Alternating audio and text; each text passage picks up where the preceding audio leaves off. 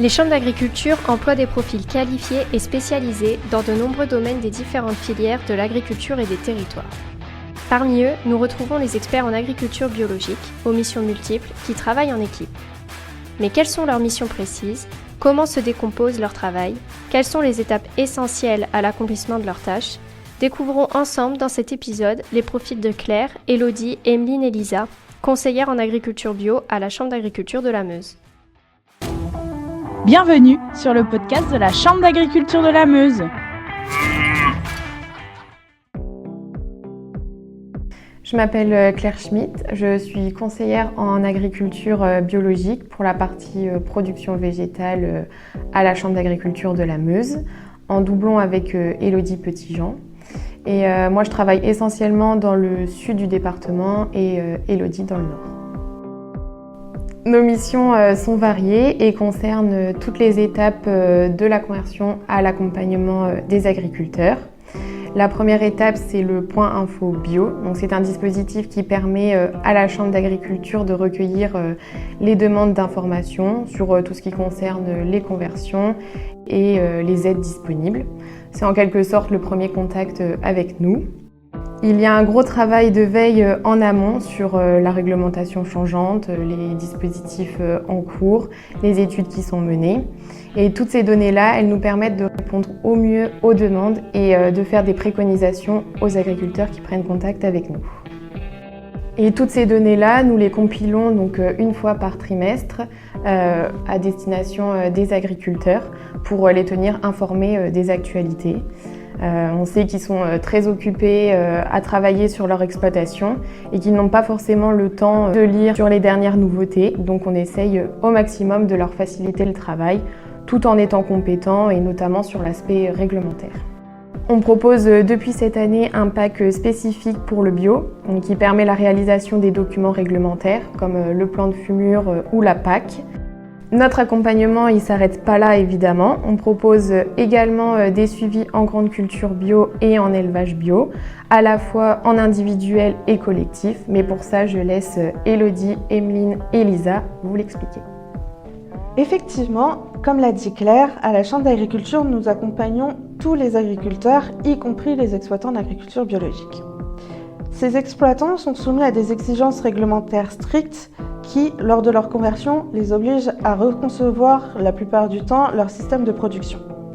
Ces restrictions, notamment au niveau des produits phytopharmaceutiques, amènent souvent de nombreuses questions techniques et, forcément, en tant que conseillers, nous sommes avant tout présents pour y répondre. Nous proposons des accompagnements au cas par cas, que ce soit à la parcelle ou plus globalement à l'échelle de leur système, mais aussi de façon collective, au sein de groupes afin de faciliter le partage d'expériences et de donner des conseils en commun. Les agriculteurs que nous suivons ont plusieurs moyens de trouver la réponse à leurs questions. Donc il y a notamment le bulletin technique que nous rédigeons régulièrement avec Claire, que nous essayons de rédiger en lien avec l'actualité ou alors avec des problématiques que nous pouvons voir sur le terrain. Car effectivement, en tant que conseiller en grande culture, on ne reste pas dans nos bureaux, on va sur le terrain, on fait ce qu'on appelle des observatoires de culture pour suivre les différents stades et on peut aussi mettre en place des expérimentations avec les agriculteurs. Ils peuvent aussi trouver des réponses à leurs questions lors des tours de plaine que nous organisons où nous sommes présentes pour parler de différents thèmes techniques ou alors directement en nous contactant. En Meuse, nous avons la chance de travailler à deux avec Claire sur les grandes cultures, ce qui nous permet d'être au plus près de nos agriculteurs. Il faut savoir que nous travaillons aussi beaucoup avec les autres conseillers, que ce soit de Lorraine ou même au niveau Grand Est, par exemple pour mettre en commun nos expérimentations, pour avoir plus de données. Il faut savoir qu'on a aussi un réseau qu'on a appelé le Cultibio, donc c'est un réseau de référence technico-économique des fermes. Ce que j'entends par référence technico-économique, c'est à la fois des références techniques sur la conduite des cultures, mais aussi reliées aux références économiques, donc avec le calcul derrière des marges brutes. Il est quand même très important de relier la technique et l'économique, notamment dans des moments un peu difficiles comme ces 2 dernières années où les prix des cultures sont assez bas.